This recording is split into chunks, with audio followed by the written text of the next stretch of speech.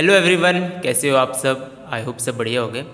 आज हम देखने वाले हमारा part 4 of the air and oxygen. Okay, yesterday हमने एक पार्ट 3 देख लिया था हमारा। आज देखेंगे हम पार्ट 4 जो कि बहुत छोटा रहने वाला है। ओके, सो कल हमने देख लिया था रिएक्शन विद मेटल्स। ओके, और आज क्या है, reaction with non metals. Okay, अब मेटल्स हमने देख लिया था क्या था, जो एस ब्लॉक एलिमेंट थे। ठीक है, एस ब्लॉक एलिमेंट को क्या बोला जाता था, मेटल्स बोला जाता था, राइट। एंड सारे उसके अंदर मेटल्स होते हैं, और मेटल की टेंडेंसी क्या होती है, इलेक्ट्रॉन को डोनेट करने की, इलेक्ट्रॉन को लूज करने की। ओके, अभी नॉन मेटल्स कौन से है जो हमने देखा था ना, जो पी ब्लॉक एलिमेंट होता है पीरियोडिक टेबल में, वो होते हैं non metals. Okay, so oxygen also react with various non metals. Oxygen metal के साथ भी रिएक्ट करेगा और नॉन मेटल के साथ भी रिएक्ट करेगा टू गिव करस्पॉन्डिंग ऑक्साइड। कल भी उसने ऑक्साइड दिया था, आज भी वो ऑक्साइड ही देगा। कोई भी मेटल के साथ जब ऑक्सीजन रिएक्ट करता है तब क्या बनाता है, मेटल का ऑक्साइड बनाएगा। अभी नॉन मेटल है तो क्या बनेगा, नॉन मेटल ऑक्साइड। ओके, इसके अंदर पहला है रिएक्शन विद हाइड्रोजन।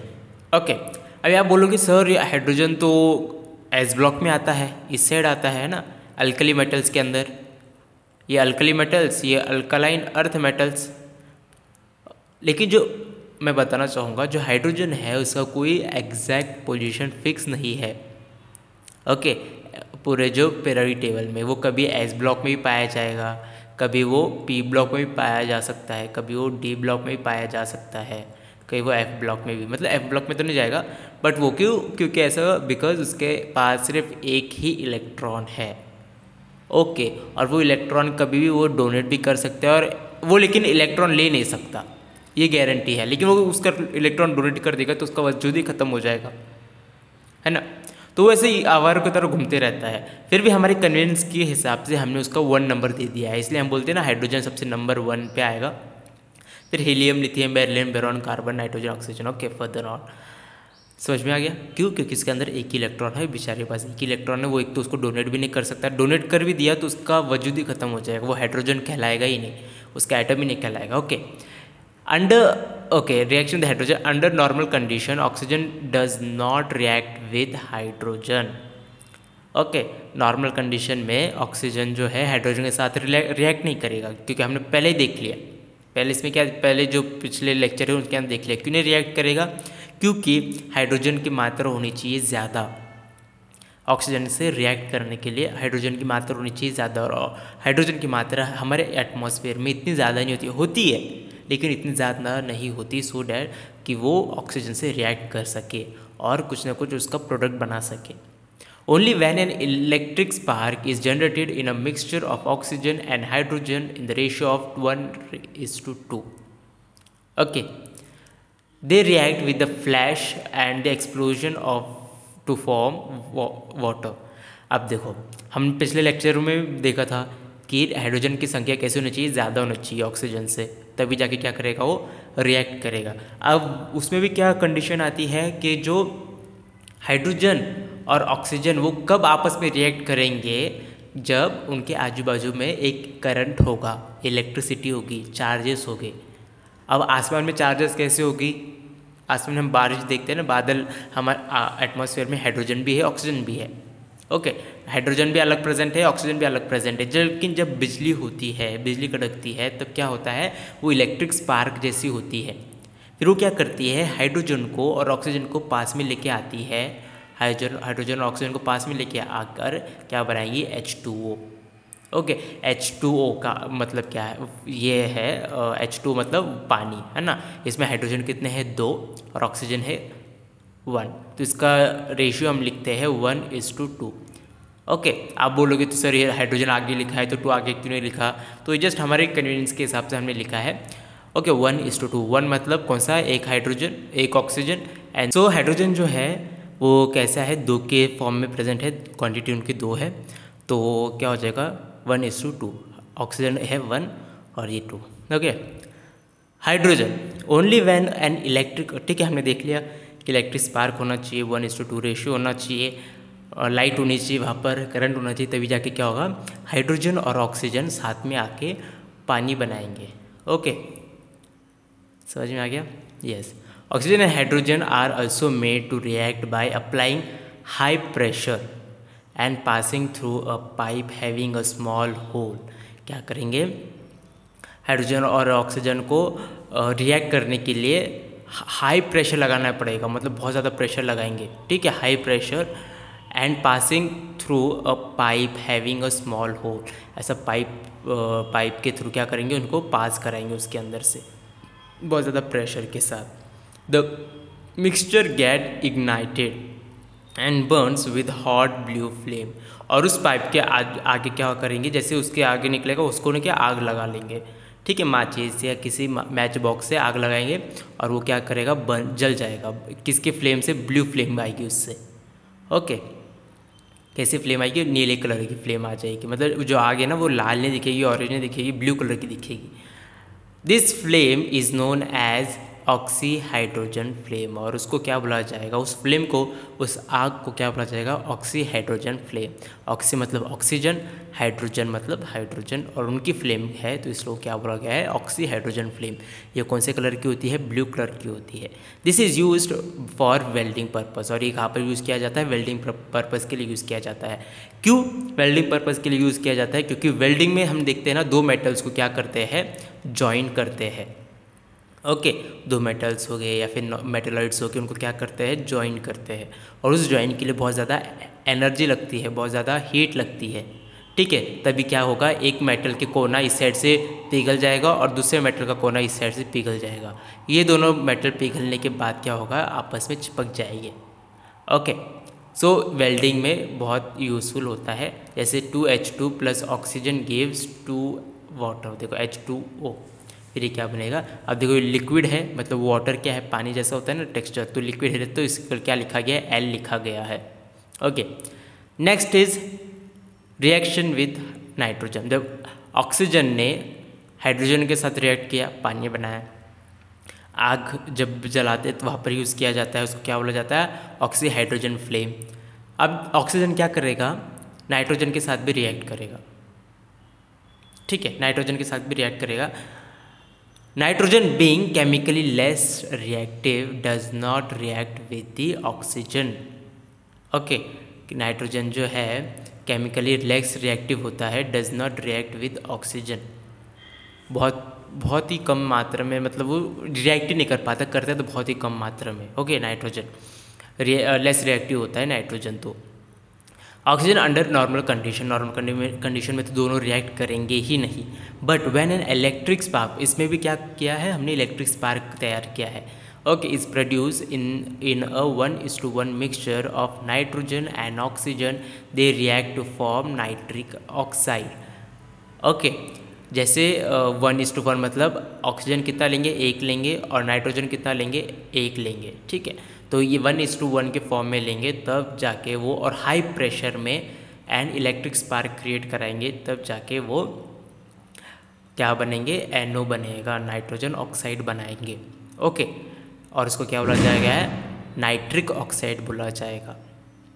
ओके, क्या बोला जाएगा, नाइट्रिक ऑक्साइड। जब नाइट्रोजन एंड ऑक्सीजन रिएक्ट करेंगे तब उसको क्या बोला जाएगा, नाइट्रिक ऑक्साइड। ये देखो 2NO है ना, इसको बोला गया है नाइट्रिक ऑक्साइड। ओके, यहाँ पर देखो नाइट्रोजन लिया, ऑक्सीजन लिया, ये दोनों आपस में रिएक्ट करेंगे क्या, नहीं, नॉर्मल कंडीशन में।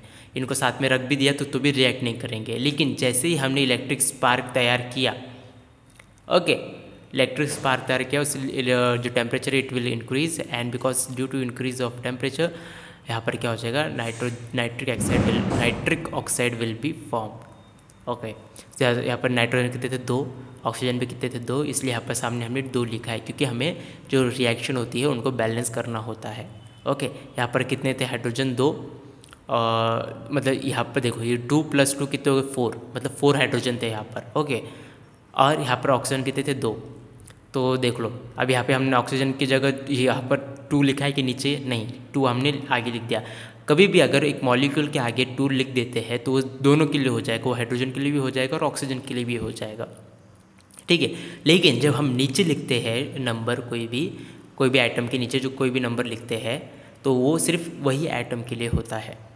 ओके, अब देखो ये ऑक्सीजन के आगे कोई नंबर लिखा नहीं है ना, लेकिन यहाँ पर लिखा है, तो सिर्फ ये दोनों सिर्फ इसके लिए ही हो गए, इसके आगे कुछ नहीं, तो ये इसके लिए होगा। लेकिन ये जब कंबाइन हो जाएंगे, मिक्स हो जाएंगे, H2O फॉर्मेशन करेंगे, तब हम क्या लिखेंगे, ऐसा लिखेंगे। इसकी वजह से क्या हो जाएगा कि 2 लिख दिया तो ये ऑक्सीजन भी क्या होगा, 2 हो जाएंगे, और हाइड्रोजन तो 2 है और नीचे भी 2 है, तो ऐसे टोटल 4 हाइड्रोजन हो जाएंगे और 2 ऑक्सीजन हो जाएंगे। So this is called balancing chemical reaction. Next is reaction with carbon. अब हाइड्रोजन के साथ रिएक्ट कर लिया, नाइट्रोजन के साथ रिएक्ट कर लिया, अब कार्बन के साथ रिएक्ट करेंगे। रेड हॉट चारकोल, ठीक है, रेड हॉट क्या लिया हमने, चारकोल लिया। When burned with oxygen produce CO2 gas with evolution of large amount of heat. Red hot charcoal, charcoal नहीं होता हमारा जो फेस पे भी यूज़ करते हैं, पानी को प्यूरिफाई करने में यूज़ करते हैं, है ना, और फिर कहाँ यूज़ करता है चारकोल, और बहुत ज़्यादा जैसे ये बनाने में, बहुत सारे कार्बन की चीज़ें बनाने में भी यूज़ किया जाता है चारकोल। सो गरम चारकोल लिया, गरम कोयला लिया फॉर एग्जांपल, और उसको क्या किया, जलाया, और उसको और जलाया in the presence of oxygen. Oxygen तो एयर के अंदर है ही, एटमॉस्फेयर के अंदर है ही, तो जैसे उसको हम जलाते हैं चारकोल को, रेड हॉट और करते हैं, तो उससे क्या होगा, CO2 गैस बाहर निकलती है उस चारकोल से, जो कि हमारे इन्वायरमेंट के लिए बहुत हार्मफुल होती है। With the evolution of large amount of heat, और CO2 तो निकलेगा ही, कार्बन डाइऑक्साइड तो निकलेगा ही, उसके अलावा बहुत ज़्यादा हीट निकलेगी, ठीक है। इसलिए वो हम देखते हैं ना, जो लोहार होते हैं उनके पास एक अलग सी मशीन होती है जो, और वो कोयला गर्म करते हैं, कोयला गर्म करने के बाद उसके अंदर अपना मेटल रखते हैं, जो आयरन स्मिथ नहीं होते लोहार, वो क्या करते हैं, वो कोयले को गर्म करते एक मशीन से ऐसे गोल गोल घुमा के, और वो मशीन के आगे एक पाइप होता है, ऐसा कुछ मशीन होता है वो, ठीक है, ऐसा पाइप होता है, और यहाँ पर कोयला रख देते हैं, और यहाँ पर ना ऐसा क्या करते हैं, ऐसा हैंडल कुछ होता है, इसको ऐसे गोल गोल घुमाते हैं, ठीक है। इससे फिर यहाँ से एयर या कुछ ऐसे जाएगा, और ये जो कोयला है ये गर्म होना स्टार्ट हो जाता है, और यहाँ पर क्या करते हैं, फिर वो मेटल रख देते हैं, फिर मेटल क्या होता है, थोड़ा थोड़ा पिघल जाता है, और फिर उसके बाद वो क्या करते हैं, मेटल को शेप देते हैं। ओके, सो क्या हो रहा है, देखो कार्बन, चारकोल से क्या आया, कार्बन आया, ऑक्सीजन कहाँ पर प्रेजेंट था, हमारे एटमॉस्फेयर के अंदर, C+O2 फॉर्म CO2 बन गया, और वो एयर के अंदर निकल गया, और हीट, हमें जो हीट फील होती है, ओके, और उसके साथ हीट निकल रही है।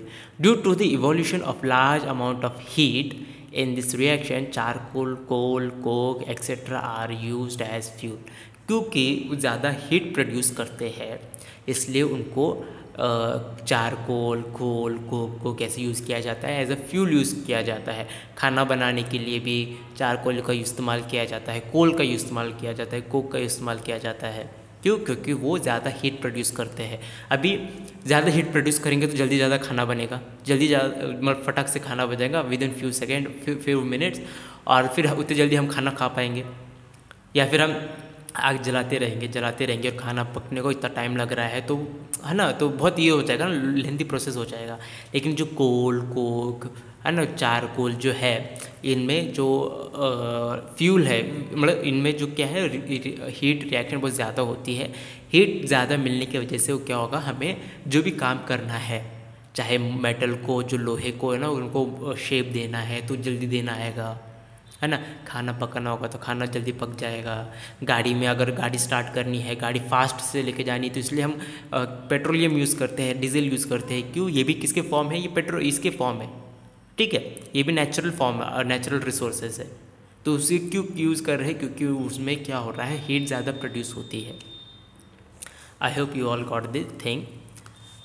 Next is reaction with sulphur. Okay, sulphur के साथ रिएक्शन करेगा कौन? Oxygen. Sulphur burn with oxygen to form sulphur dioxide.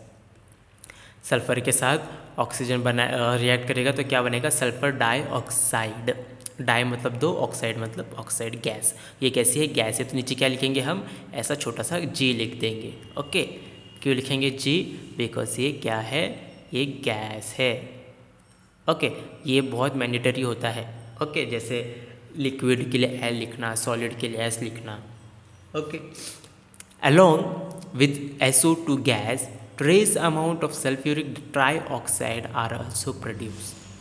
Sulphuric gas के अलावा ये जो ट्रेस अमाउंट में सल्फर ट्राईऑक्साइड है ये भी प्रोड्यूस होता है। This mixture of oxide imparts brilliant blue colour to the flame. और इसके वजह से, इस मिक्सचर की वजह से क्या होता है, जो आग होती है उसकी जो जब हम जलाते हैं तब वो कैसा कलर देता है, ब्रिलियंट ब्लू कलर देता है। ठीक है, देखो सल्फर या oxygen, sulphur try oxide, try मतलब 3, ऑक्साइड मतलब ऑक्सीजन। देखो 3 है ना, यहाँ पर लिख रहे हैं 3 oxygen. Only in traces, come amount में, बहुत ज़्यादा नहीं होता है। ट्रेसेस मतलब बहुत कम अमाउंट, थोड़ी अमाउंट पे, और उस थोड़ी अमाउंट पे होने के बावजूद भी वो कलर कैसा दे रहा है, ब्रिलियंट ब्लू कलर दे रहा है। Okay, reaction with phosphorus. अब ऑक्सीजन किसके साथ रिएक्ट करेगा, फॉस्फोरस के साथ। Phosphorus on burning with oxygen produce dense white fume of phosphorus pentoxide. Penta मतलब 5 और ऑक्साइड मतलब ऑक्साइड। ओके, फॉस्फोरस क्या करेगा, जब ऑक्सीजन के साथ रिएक्ट करेगा तो कैसा, वाइट फ्यूम्स मतलब सफ़ेद धुआं टाइप, एकदम सफ़ेद आग जलेगी, और सफ़ेद आग जलने के साथ साथ सफ़ेद धुआं निकलेगा। ठीक है, इसको बोला जाता है वाइट फ्यूम्स ऑफ फॉस्फोरस पेंटा। पेंटा मतलब 5, ऑक्साइड मतलब ऑक्सीजन्स। ओके, 4 फॉस्फोरस लिए, 5 ऑक्सीजन, तो फॉस्फोरस पेंटा ऑक्साइड। ओके, सो या नेक्स्ट, सो अभी हम देख लेते हैं रिएक्शन विद हाइड्रोजन। ठीक है, हाइड्रोजन के साथ जो ऑक्सीजन है वो कैसे रिएक्ट करेगा। Okay, hydrogen react with oxygen to form carbon dioxide, hydrocarbon के साथ। ओके, हाइड्रोजन नहीं, सॉरी, हाइड्रोकार्बन।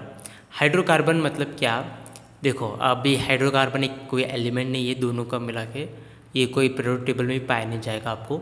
ठीक है, यहाँ पर भी कहीं पर नहीं पाया जाता, ये एलिमेंट नहीं, ये क्या है, 2 एटम का बना हुआ मिक्सचर है। कौन सा एटम है, एक हाइड्रोजन एटम है और दूसरा कार्बन एटम है।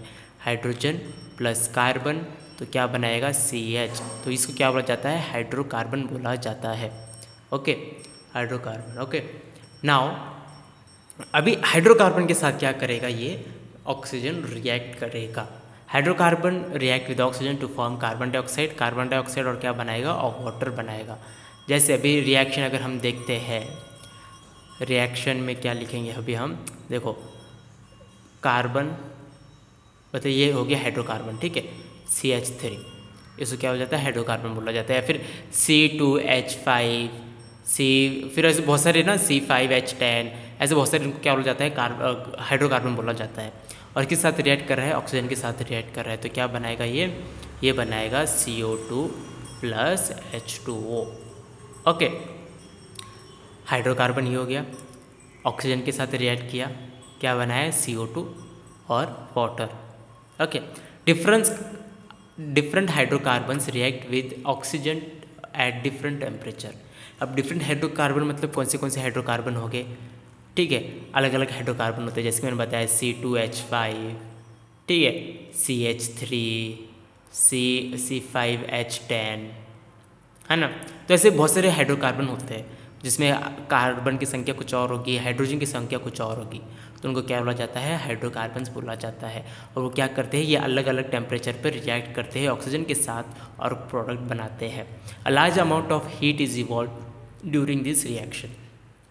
जब ये रिएक्शन होगी ना, इस रिएक्शन के दौरान बहुत ज़्यादा क्या होगी, हीट रिलीज़ होगी। ओके, हीट रिलीज़ होगी, और हीट रिलीज़ होने के बाद हमें पता चलेगा कि हाइड्रोकार्बन क्या हो रहा है, जल रहा है। Due to the high exothermic मतलब हीट क्या होगी, इवॉल्व होगी। 2 टाइप की रिएक्शन होती है, एक एंडोथर्मिक होती है और एक्सोथर्मिक होती है। एंडोथर्मिक मतलब हीट एब्जॉर्ब, एक्सोथर्मिक मतलब हीट इवॉल्व, हीट निकलना। Okay, exothermic nature of the reaction, a mixture of hydrocarbon act as a very good fuel. Hydrocarbon का जो मिक्सचर है वो फ्यूल की तरह, बहुत अच्छे फ्यूल की तरह रिएक्ट करेगा। For example would, petrol, diesel, LPG, CNG जो हम होते हैं ना, ये क्या होते हैं, हाइड्रोकार्बन से बने होते हैं, मतलब हाइड्रोजन एंड कार्बन से बने होते हैं। और वो क्या करते हैं, बहुत ज़्यादा हीट प्रोवाइड करते हैं, और उसकी वजह से क्या होता है, हम खाने के लिए लकड़ी जो होती है, लकड़ी पर हम खाना बनाते हैं चूल्हे पर, वहाँ पर क्या यूज़ करते हैं, लकड़ी यूज़ करते हैं, और लकड़ी क्यों यूज़ कर रहे हैं, क्योंकि वो ज़्यादा हीट दे रही है। एलपीजी क्या होता है, एलपीजी में भी हाइड्रोकार्बन पाए जाते हैं, इसकी वजह से वो क्या करेगा, हीट ज़्यादा देगा। ओके, पेट्रोल में भी क्या होता है, हाइड्रोकार्बन पाया जाता है।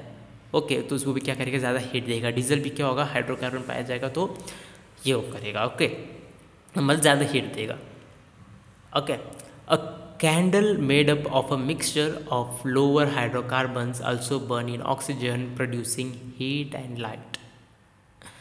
क्या है कैंडल, क्या है, एक mixture of lower hydrocarbon.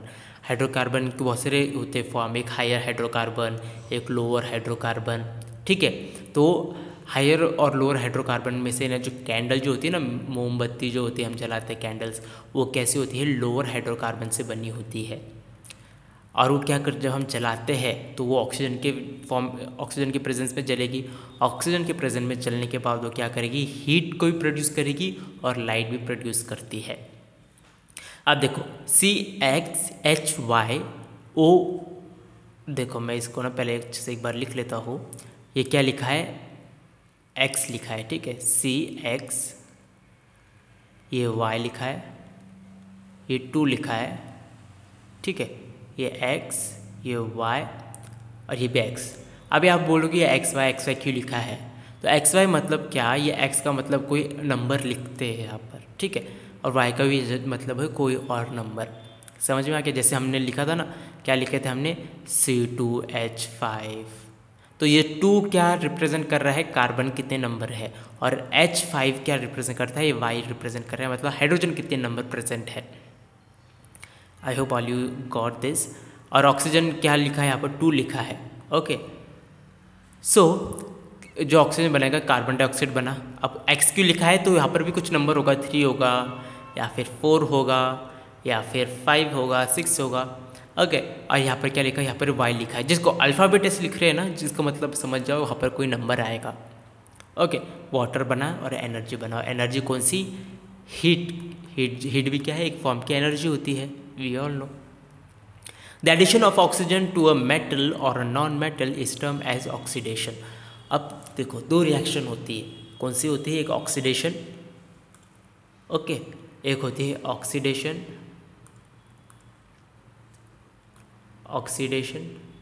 Wait,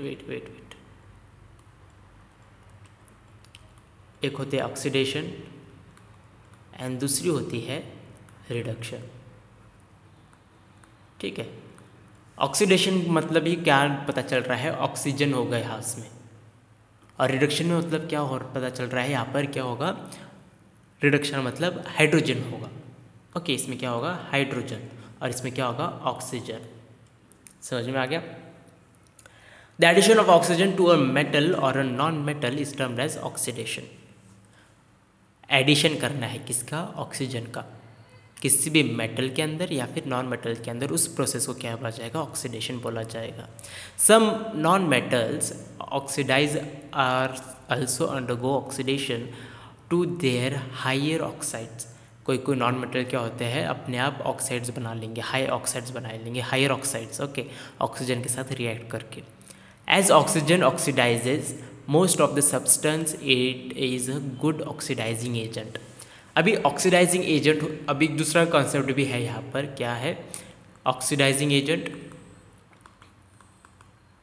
ठीक है, oxidising agent and reducing agent.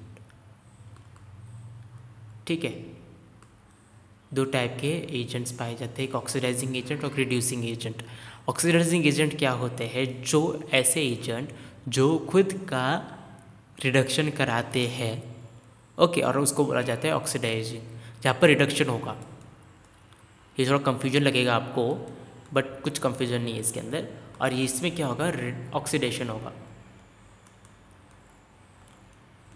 ठीक है, ऑक्सीडाइजिंग एजेंट और रिड्यूसिंग एजेंट। ऑक्सीडाइजिंग एजेंट में क्या होगा, खुद का रिडक्शन कराएगा, उसको ऑक्सीडाइजिंग एजेंट बोला जाएगा। एंड रिड्यूसिंग एजेंट में क्या करेंगे, ऑक्सीडेशन होगा और खुद का क्या करेगा, वो ऑक्सीडेशन कराएगा। ठीक है, तो ये दोनों कंसेप्ट है, ये आपको हायर क्लासेस में है बहुत डिटेल में, अभी आपको बस नॉर्मली याद रखना है कि ऑक्सीडेशन, फर्स्ट तो याद रख लो ऑक्सीडेशन मतलब क्या होता है। इसका मतलब होता है एडिंग ऑफ ऑक्सीजन, उसको बोला जाता है ऑक्सीडेशन। और रिडक्शन मतलब एडिंग ऑफ हाइड्रोजन, उसको बोला जाता है रिडक्शन। ये दो चीज़ें याद रख लो। ऑक्सीडाइजिंग एजेंट फिर क्या होता है, ऑक्सीडाइजिंग में ना उल्टा हो जाएगा, रिडक्शन होगा।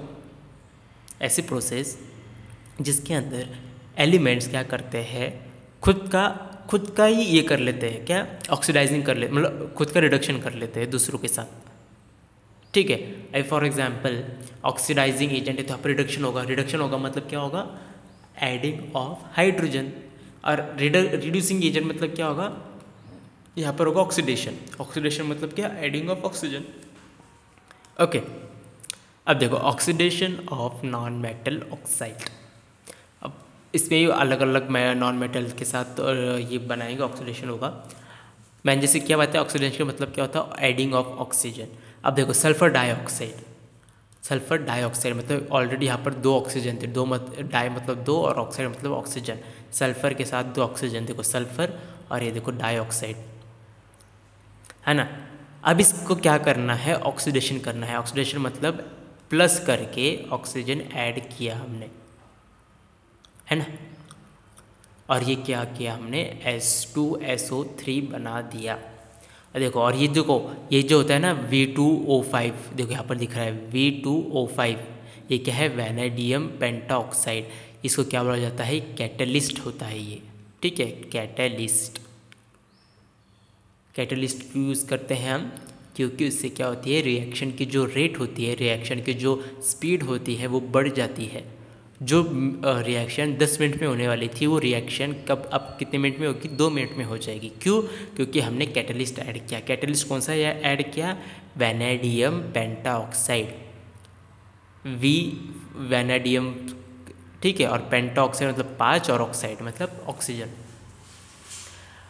सल्फर डाइऑक्साइड और ऑक्सीडेशन विद वैनेडियम पेंटाऑक्साइड और प्लैटिनम गिव्स, या फिर उसकी जगह पर प्लैटिनम यूज़ किया है। पीटी मतलब प्लैटिनम। ठीक है, एक तो वैनेडियम पेंटाऑक्साइड यूज़ कर लो या फिर प्लैटिनम यूज़ करो, दोनों में से कोई भी यूज़ करो। दो और लिखा है यहाँ पर, है ना। और उससे क्या बनेगा, SO3 बनेगा। This reaction is made use of in the manufacturing of H2SO4।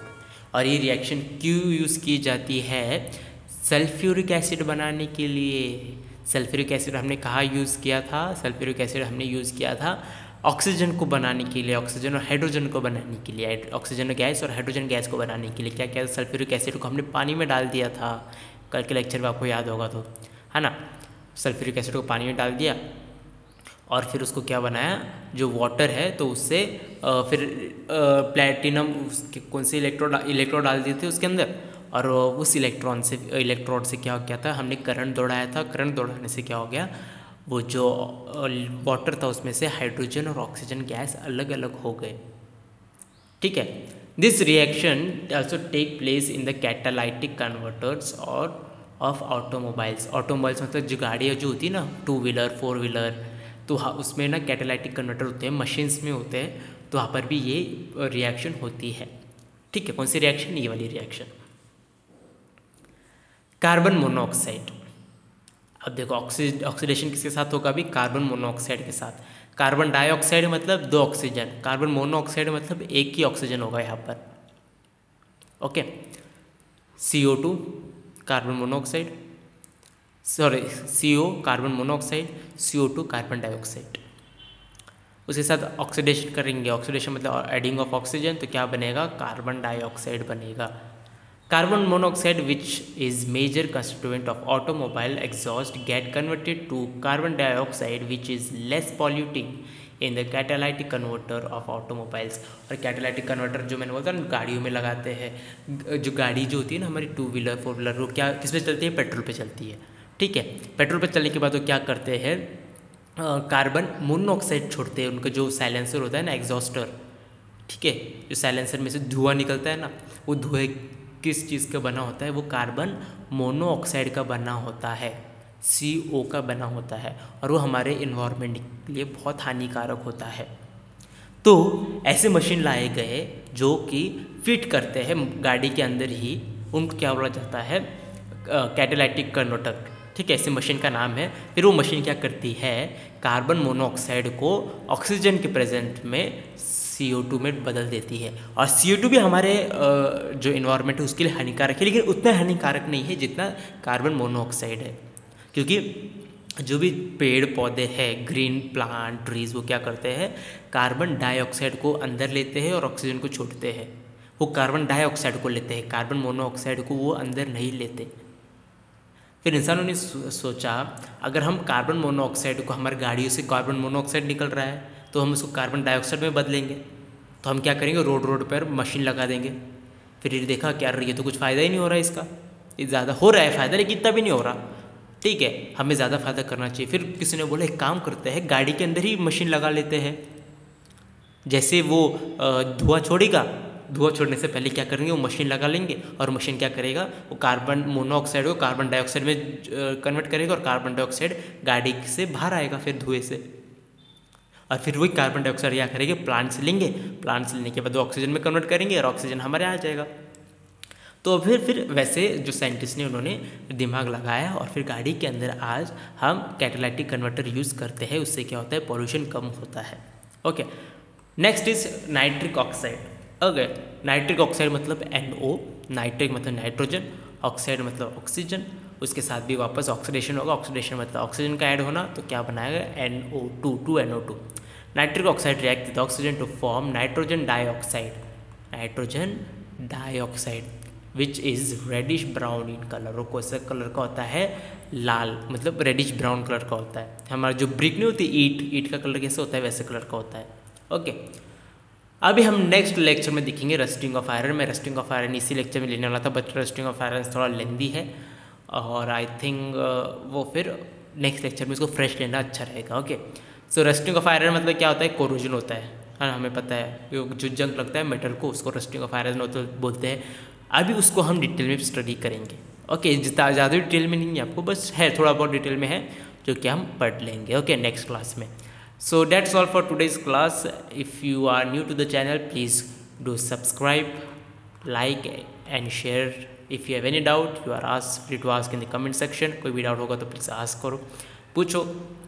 और आई होप आपको पूरा लेक्चर पसंद आया होगा, समझ में आया होगा जो भी मैंने बोला, ठीक है, और जो भी मैंने पढ़ाया। सो मिलते हैं नेक्स्ट क्लास में रस्टिंग विद आयरन के साथ। Okay, so bye, take care, see you tomorrow.